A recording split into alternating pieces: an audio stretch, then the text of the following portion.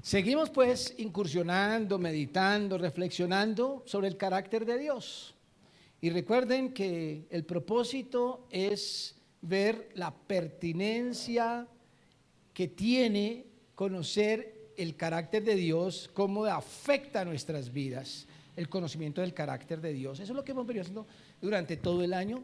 Y en los últimos domingos hemos estado en una sección de este libro del profeta Isaías, que han sido los capítulos que hoy cerramos, hasta el capítulo 55, terminamos con esta sección, y en ella hemos venido hablando acerca de la fidelidad de Dios. Cuando comenzamos a hablar de este tema de la fidelidad de Dios y qué tiene que ver con nosotros, pues nosotros iniciamos con un pequeño video para reflexionar sobre la fidelidad de Dios. Recordarán cuando comenzamos, porque esta imagen comunica diferentes aspectos de lo que es fidelidad, no sé, la fidelidad de pareja, la fidelidad de un hijo que confía en sus padres, la fidelidad de una mascotica también, pronto, que confía en sus padres, en sus amos. Y veíamos que cuando hablamos de la fidelidad humana, pues uno tiene ciertas expectativas de que uno es fiel porque depende de algo, ¿no? Pero cuando veíamos precisamente o empezamos a hablar acerca de la fidelidad de Dios, estábamos viendo que la fidelidad de Dios, a diferencia precisamente de la fidelidad del ser humano, no depende de nada, no depende de. Él no es fiel porque nos deba algo a nosotros, al ser humano o a su pueblo, no. Él simplemente se debe a sí mismo, y por eso decimos la fidelidad de Dios no depende de. En este cierre, digamos, de esta parte, vamos a hablar del capítulo 55 para cerrar esta sección, diciendo que la fidelidad de Dios es salvación eterna. Capítulo 55, la mayoría de ustedes leyó ese capítulo durante esta semana, así que se pudo dar cuenta que es uno de esos capítulos de la Biblia que, aunque pertenece al Antiguo Testamento, está a flor de labios del cristiano, del Nuevo Testamento, porque hay algunas cosas muy hermosas que nos permiten estarlas repitiendo desde la fe cristiana.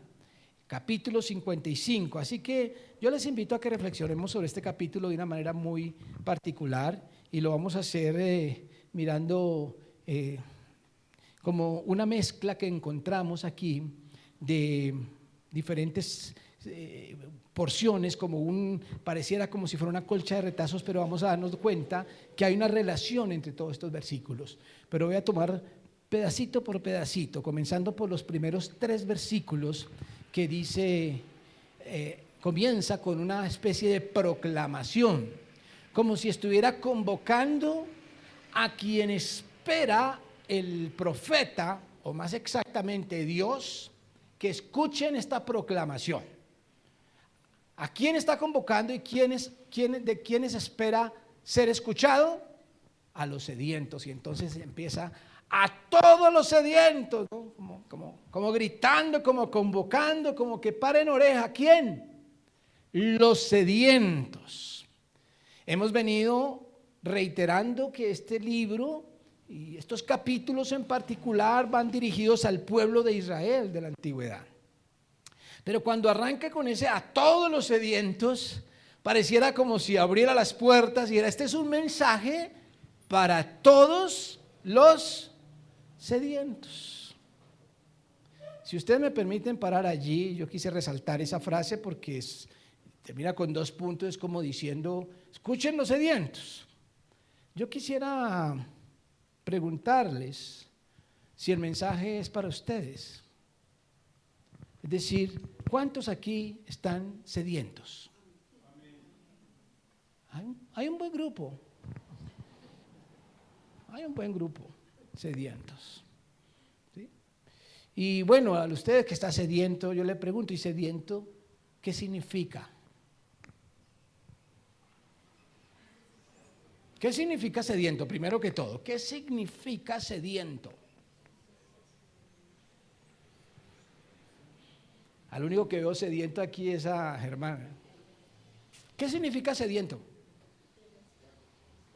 ¿Ah? Entonces voy a preguntar, ¿cuántos están sedientos? Ya no quedó sino uno. ¿De dónde viene la palabra sediento? De sed. Entonces, ¿qué significa sediento? Que tiene mucha sed. ¿Sí? No confundir con sedicioso, no, sediento, tiene mucha sed. Entonces vuelvo a preguntar, ¿cuántos aquí están sedientos?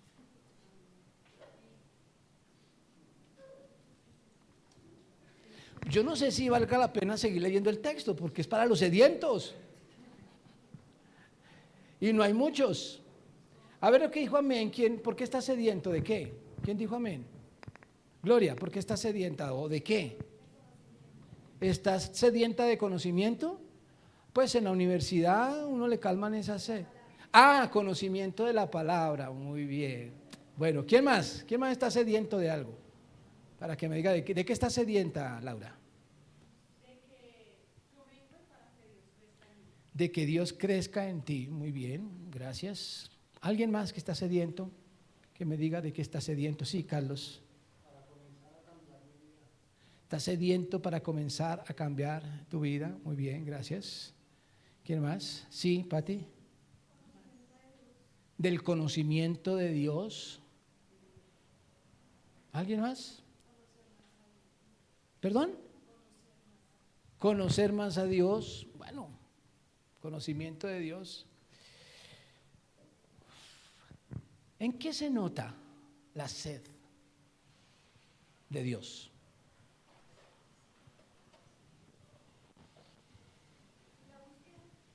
Porque es que, exacto, ok, en la búsqueda. Yo no me imagino un sediento diciendo, tengo sed. Tengo sed. Bueno, de pronto una sed pasajera, pero que alguien esté sediento y diga, tengo sed. ¿Cómo actúa un sediento? Pero ¿cómo está su cara? Sediento es desespero. Si hay algo que puede poner a una persona en una condición de desespero lógico, es la sed.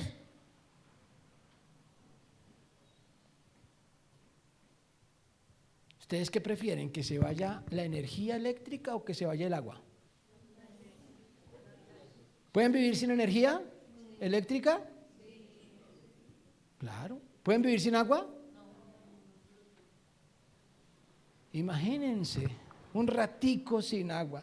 Es más, hoy estamos en racionamiento aquí, no hay agua, ¿no? Hay un letrero que dice que, aunque pues si pueden entrar no hay problema, solo que no hay agua. Pero todos pasamos por ese racionamiento de agua y estoy casi seguro que ninguno aquí pasa el día sin agua, sino que guarda desde el día anterior. Porque no nos aguantamos realmente un día sin agua. Pero imagínese usted deshidratado. ¿Cuáles son las evidencias de estar deshidratado? Labios secos. Pero ¿cómo está esa persona? Débil, desesperada. ¿No hay nadie aquí así? Para quien vaya dirigido este mensaje de Isaías. Estoy sediento de libertad. Sediento de libertad. ¿Saben? Eso que acaba de decir Monchito, se lo creo. Se lo creo. ¿Saben por qué? Porque hemos estado yendo a visitarle y cuando él allá adentro en su hogar nos ve llegar, inmediatamente se le escurren las lágrimas. Hace una fiesta y se pone a llorar. Estamos llegando a visitarlo y él se pone a llorar. Ese llanto, ese desespero y esa voz como se le empieza a temblar, eso evidencia que está sediento de libertad. Ahora mismo está llorando. Eso es verdad. Le creo que está sediento. Yo le pregunto a usted, ¿usted está sediento de Dios? ¿Lo necesita? Porque esta invitación que hacen estos 3 versículos es para los que están desesperados por alimentarse, por beber agua. Y entonces dice: a todos los sedientos, venid a las aguas. A los que no tienen dinero, venid, comprad y comed. Venid, comprad sin dinero y sin precio vino y leche. ¿Cómo así? Sin dinero. ¿Cómo así los que están sin dinero? ¿Qué quiere decir la invitación? Yo quiero animarles a que reflexionemos sobre la convocatoria antes de mirar qué vamos a beber. ¿Por qué sin dinero?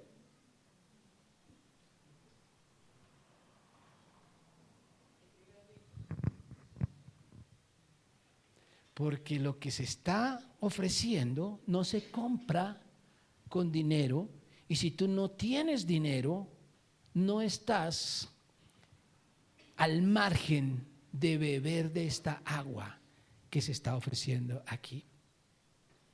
Sin dinero. Es una bebida para alimentar el alma sedienta. No necesita dinero. Pero lo interesante es el versículo 2, porque dice una pregunta: ¿por qué gastáis el dinero en lo que no es pan y vuestro trabajo en lo que no sacia? Noten esa pregunta. ¿Por qué gastáis el dinero en lo que no es pan y vuestro trabajo en lo que no sacia? ¿Por qué esa pregunta?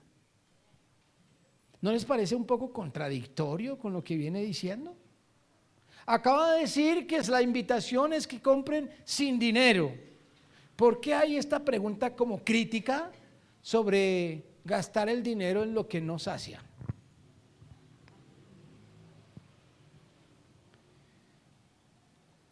Creo que si hay algo que nosotros estaríamos dispuestos a pagar, es por calmar la sed verdaderamente. La sed. Porque de sed uno puede morirse. Sí, Ovidio.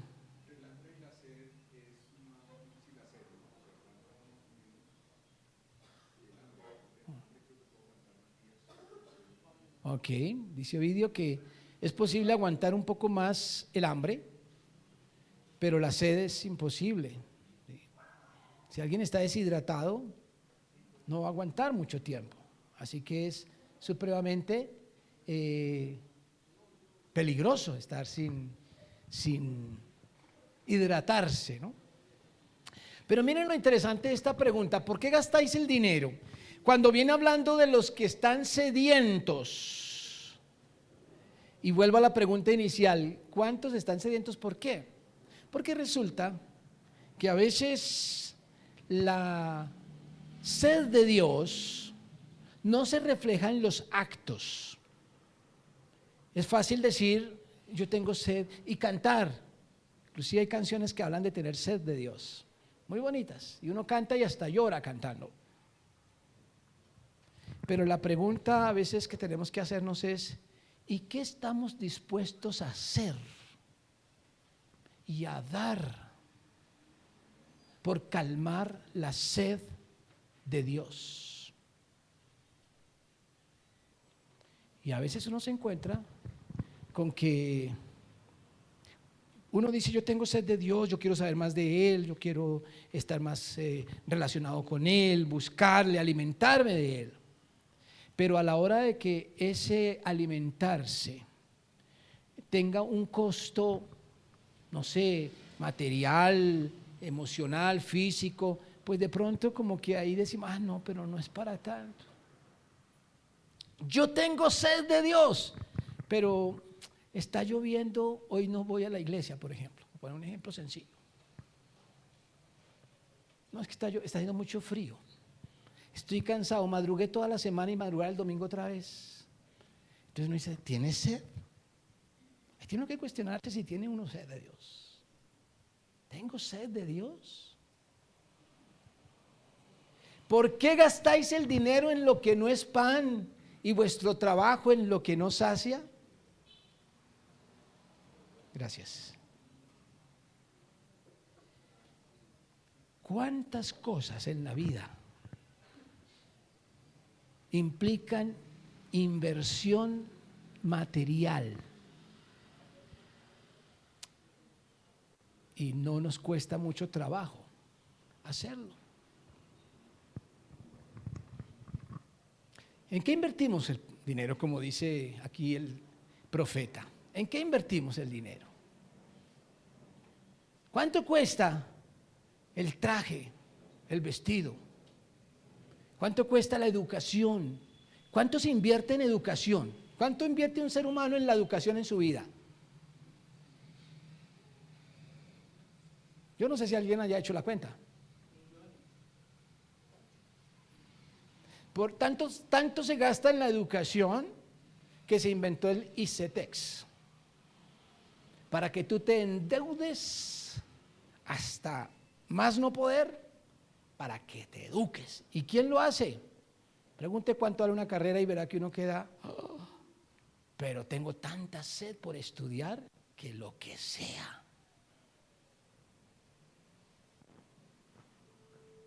Pero muchas veces no queremos pagar un taxi para ir a la iglesia.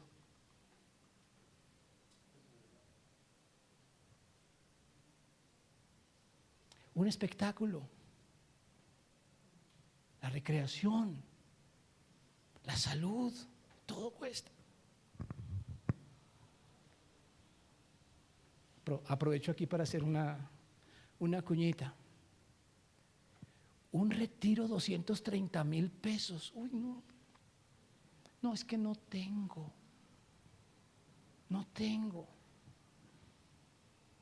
Pero voy al centro comercial y veo esos tenis de 500,000 pesos y no importa cuánto me tenga que endeudar.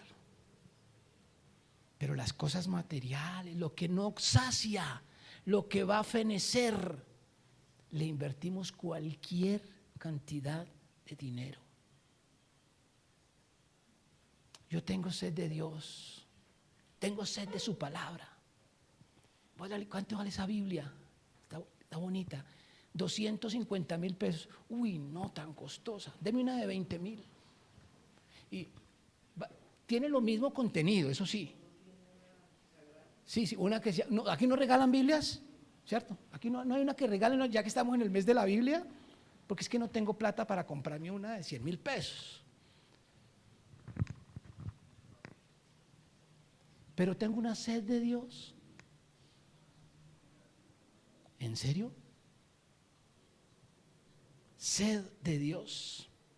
¿Por qué gastáis el dinero en lo que no es pan y vuestro trabajo en lo que no sacia? Entonces, con esa pregunta y con ese pensamiento de estar sediento, añade: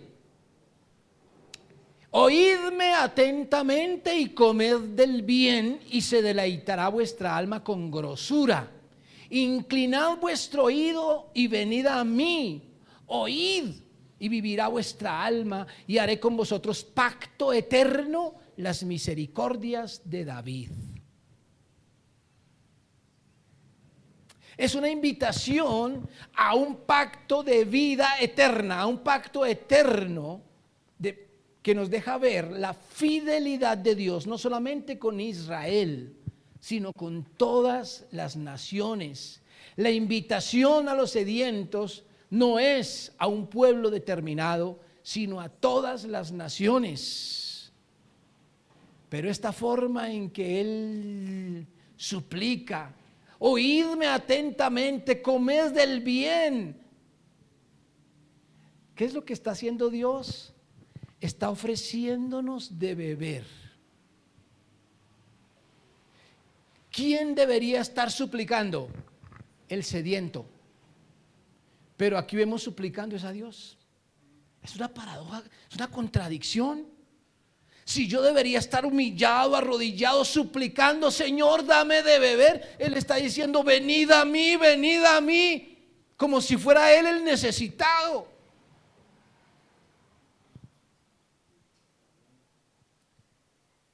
Haré con vosotros pacto eterno, las misericordias de David. Y en los 2 versículos siguientes dice, he aquí que yo lo di por testigo a los pueblos, por jefe y por maestro a las naciones. He aquí llamarás a la gente que no conociste, y gentes que no te conocieron correrán a ti, por causa de Jehová tu Dios y del Santo de Israel que te ha honrado. Noten el giro en el argumento. Una convocatoria a los sedientos, y luego aquí habla, he aquí que yo te di por testigo a los pueblos. ¿De quién está hablando? Es la pregunta que surge, porque venía hablando de los sedientos, invitando a Él a volverse, a inclinarse a Él. Pero ahora habla de haberlo dado por testigo. ¿De quién habla el profeta? ¿Tiene usted una respuesta?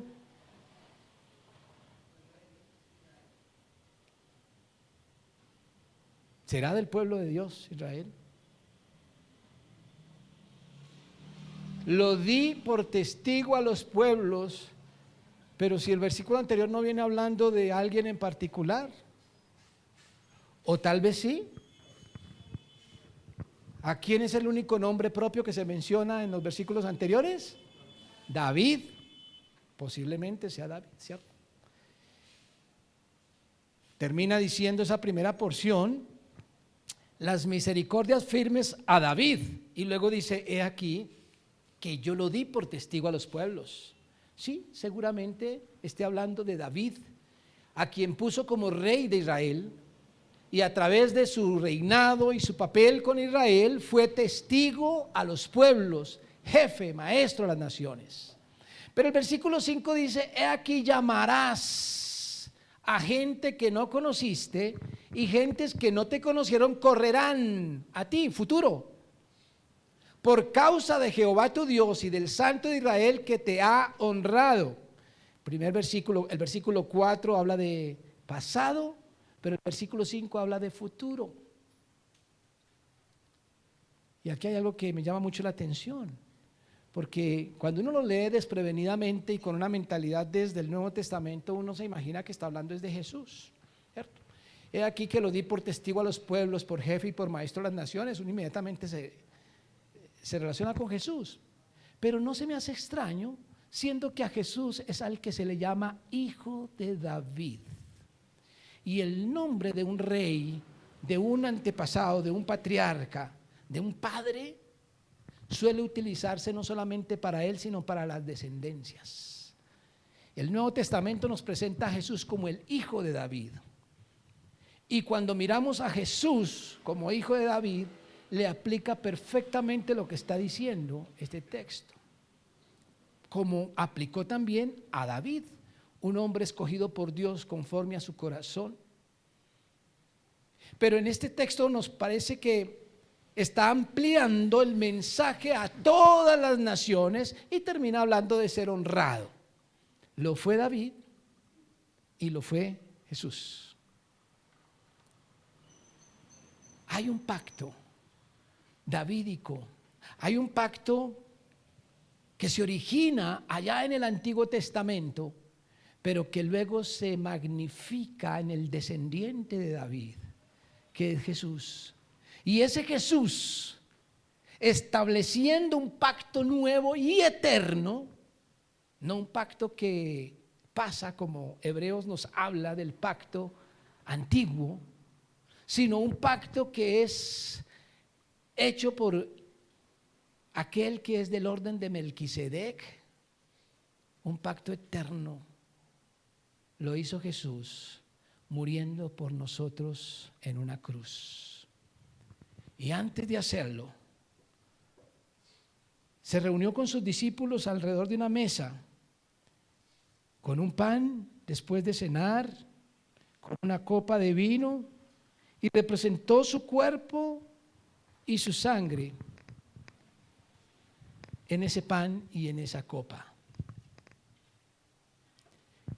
reviviendo la idea de pacto, porque incluso tomando la copa dice: esta es la sangre del nuevo pacto, pacto eterno, tan eterno ese pacto, que inclusive dice Jesús que lo va a beber nuevo en el reino de los cielos con sus discípulos.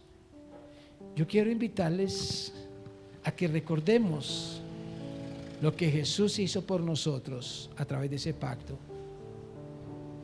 Pero yo quiero invitarle a que usted lo haga reflexionando con respecto a qué nivel está su sed de Dios. Cierre sus ojos, por favor, allí donde está, y reflexione. ¿Está sediento? ¿O es un decir? ¿Es una frase romántica? ¿O realmente hay una necesidad? Una necesidad que se puede experimentar por razones emocionales, físicas, materiales, familiares. Pero usted está en alguna condición en la que esté suplicando: Señor, te necesito más que nunca. ¿O es Dios una rutina religiosa?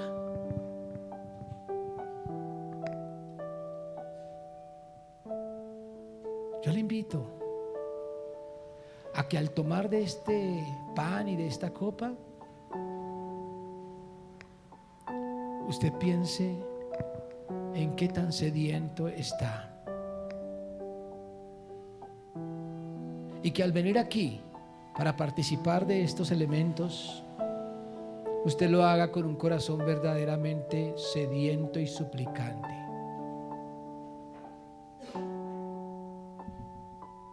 Si es así, y mientras escuchamos esta canción y la cantamos juntos, yo le invito a que pase por aquí y tome estos elementos, confesando que tiene sed de Dios.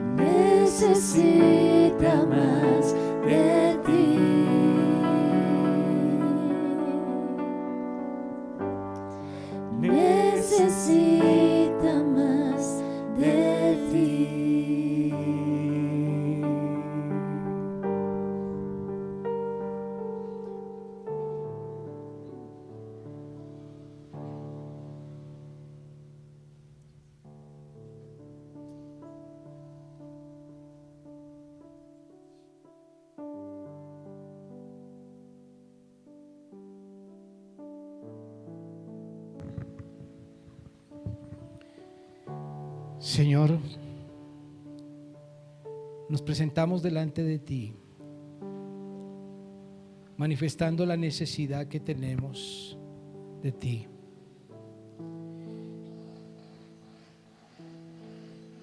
Jesús dijo: bienaventurados los pobres en espíritu, porque de ellos es el reino de los cielos. Venimos ante ti como pobres, Señor, como necesitados, como sedientos.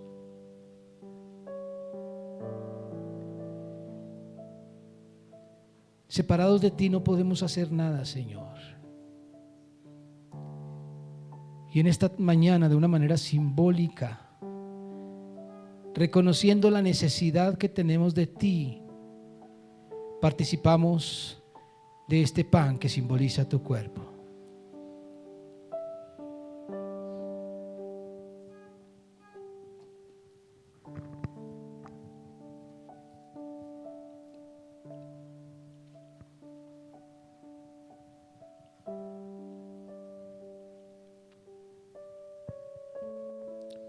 Señor Jesús, gracias por entregarte y derramar tu vida para salvarnos. Tu acto, Señor, en la cruz evidencia el gran amor con el que nos has amado. Un amor que no podremos pagar con nada que hagamos, pero que al menos queremos agradecer con evidencias y sobre todo con una actitud de súplica. Por más de ti, queremos más de ti, Señor. Y como reconocimiento y representación de la necesidad que tenemos de beber de ti, la única fuente de agua viva, participamos hoy de esta copa.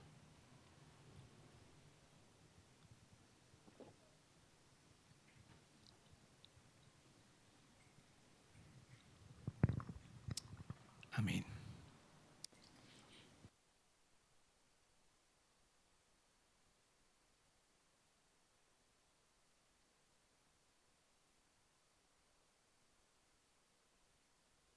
¿Son desechables? No son desechables. Tomen asiento, por favor.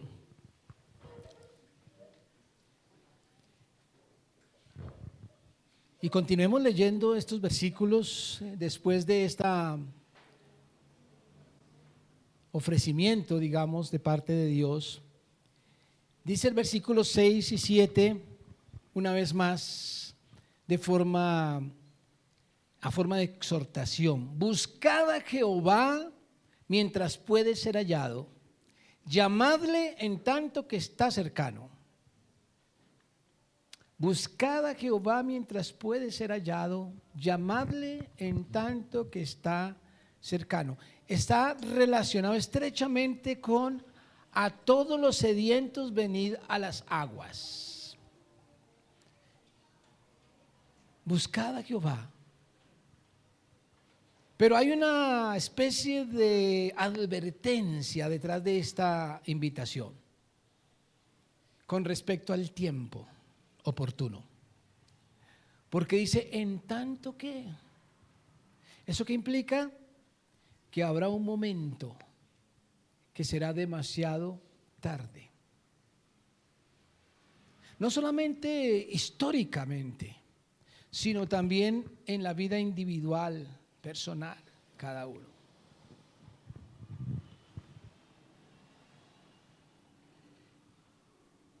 El tiempo que tenemos aquí es el oportuno. Mientras haya vida, hay oportunidad de buscar a Dios. Claro, hay tiempos de tiempos, ¿no? Por eso el profeta o el predicador dice, acuérdense de Dios en los tiempos de la juventud, antes de que lleguen los días malos, los días de la vejez. Buscar a Dios a tiempo. Hay un tiempo apropiado y de eso se invita acá. Deje el impío su camino y el hombre inicuo sus pensamientos y vuélvase a Jehová, el cual tendrá de él misericordia, y al Dios nuestro, el cual será amplio en perdonar. El ofrecimiento es un ofrecimiento de perdón. En este versículo, digamos que cierra esta invitación, esta temática de buscar a Dios, de llegar a Él sedientos y de recibir de Él el perdón. Un perdón que queda precisamente representado a través de este acto que hemos hecho hoy de manera simbólica, ritual.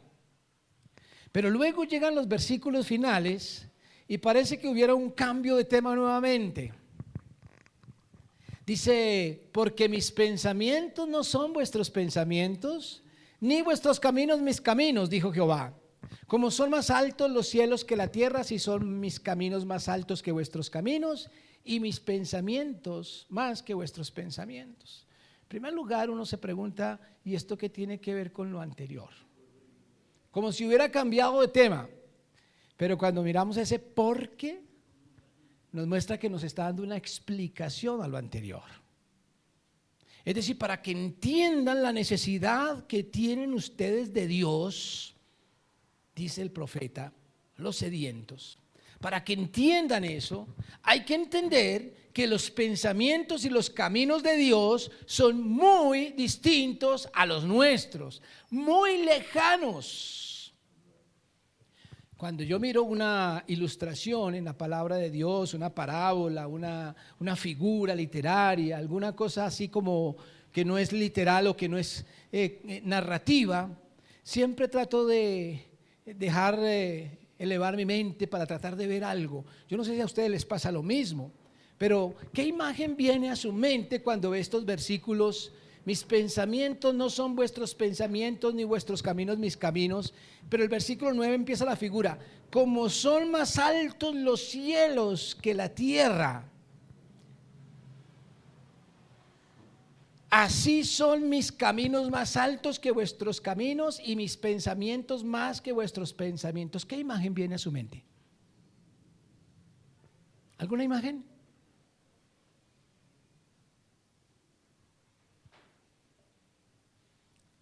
Permítame presentarles una, a ver si de pronto los inspiro.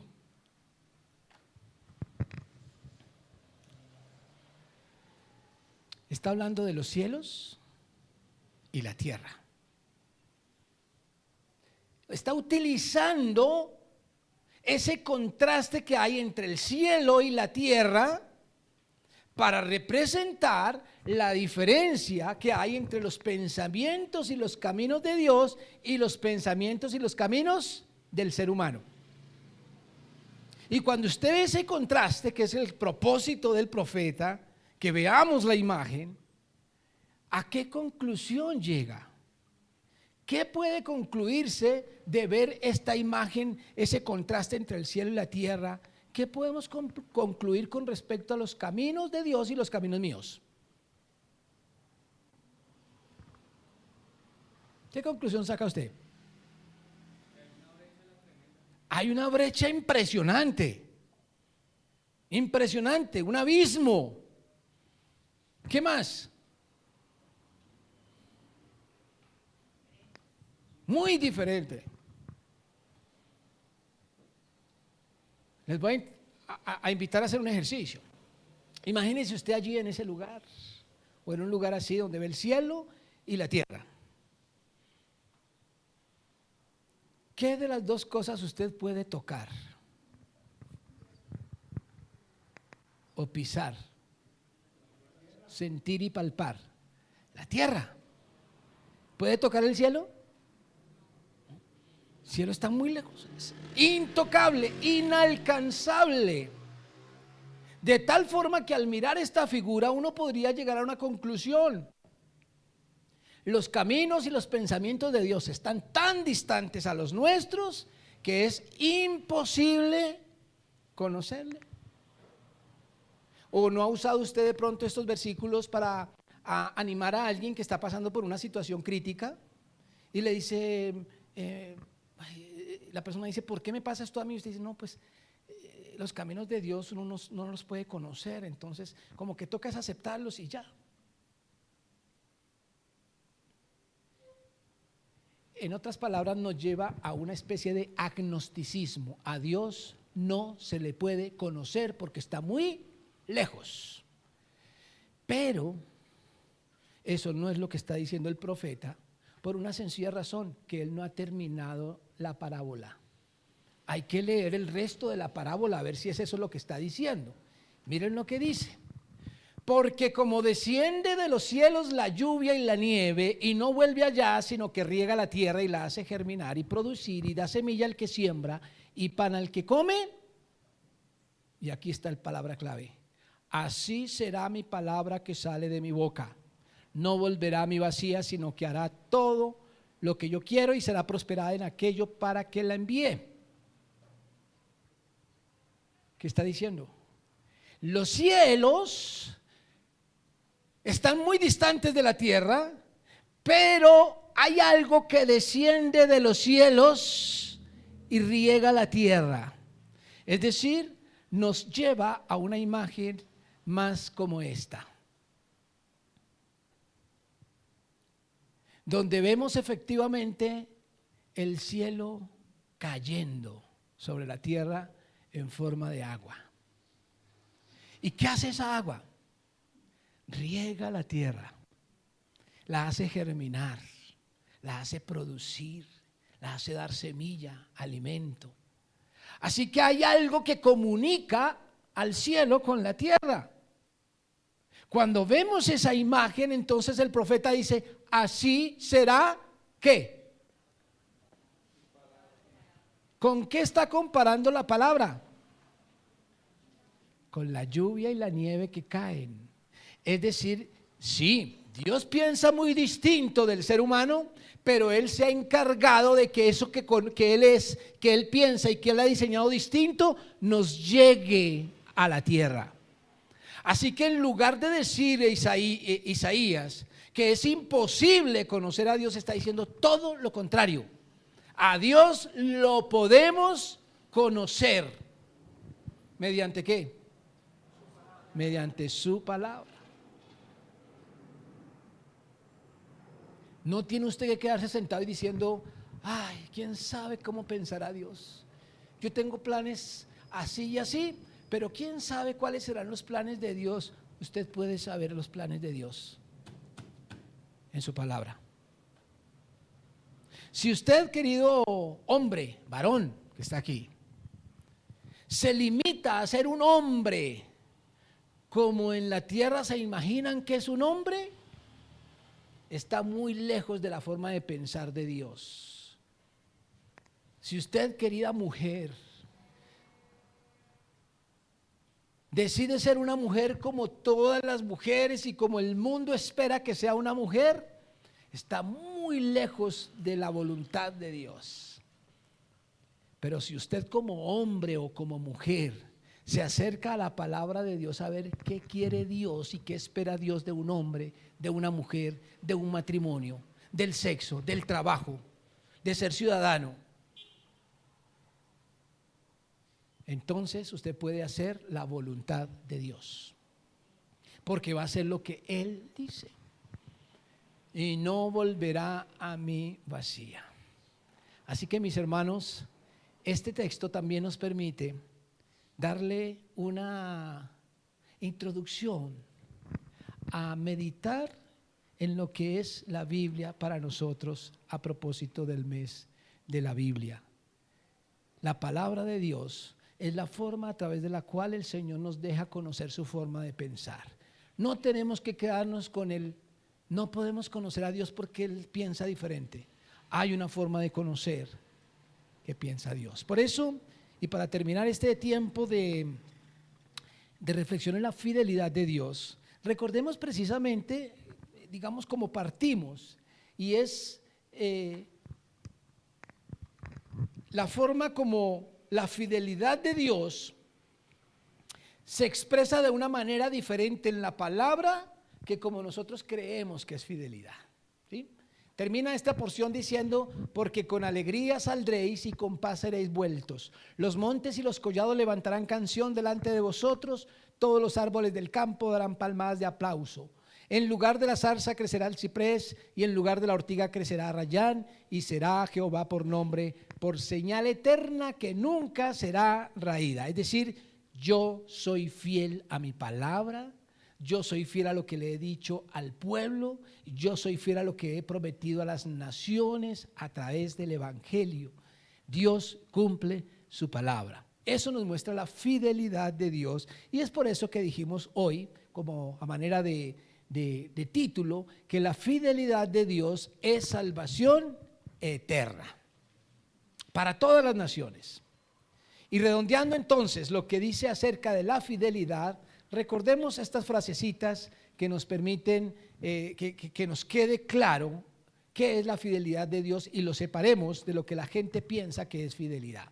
Primero, Dios es fiel en sí y a sí mismo. No es porque me deba algo a mí. Segundo, Dios es fiel, no cómplice, no parcero, no, Él no está para alcahuetear mi pecado. Él es fiel a Él, a su palabra, a su justicia. Número 3, Dios es fiel a sus pactos, no a los míos. Yo no soy el que pacto con Él. Él pacta conmigo y yo solamente me limito a obedecer. Número 4, la salvación depende de la fidelidad de Dios. Lo hemos venido diciendo desde capítulos anteriores, pero hoy quedó más claro que nunca, ¿verdad? La salvación depende de la fidelidad de Dios. Número 5. Duro, Glorita. La rebeldía impide ver la fidelidad de Dios.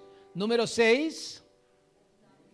La fidelidad de Dios inspira perseverancia. Número 7. Dios es fiel, aunque no sea reconocido. Él no depende de que se reconozca su fidelidad, Él sigue siendo.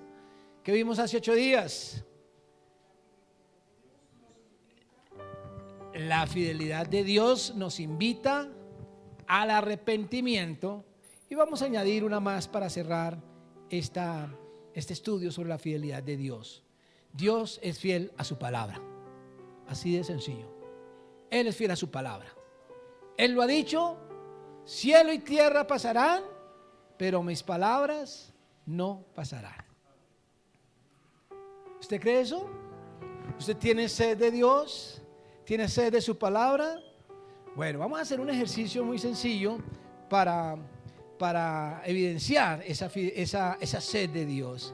Pero démosle gracias a Dios por su palabra. Señor, gracias por tenernos como beneficiarios de tu palabra, por permitirnos acceso a conocer tu voluntad, por permitirnos, Señor, saber cómo piensas y cómo son tus caminos.